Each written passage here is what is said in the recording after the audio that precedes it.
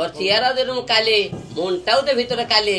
আমি তো এতটা না, আর ভিতরে তার ভিতরে ভাইরাল হওয়ার নিশা ছিল। আমাকে সে ব্যবহার করতে এত দূরে আসবে, এবং সে যে মনে করেন আমাকে ঘরে রেখে পরকিয়া করবে, সে ইলিশ খাইতে যাবে, ধরা পড়বে, হোটেলে যাবে, সে তো আপনি বুঝতেই পারতেছেন। তার মনে করেন চরিত্র বিষয় আর কি বলবো আর কি। নাঙ্গের আশার ভাতায় নষ্ট, আপনি একটা শব্দ শুনছেন, নাঙ্গের আশার নাকি ভাতার নষ্ট।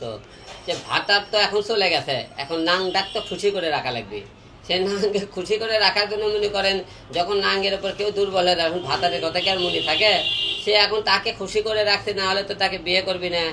আলম এত কিছুর পরেও তেমন করে, আরে ভাই তোর মতো একটা দেবে হিরো 10টা তৈরি করবে, সামনে খালি দেখ করতেই হলো যে আমি তৈরি করতে পারি।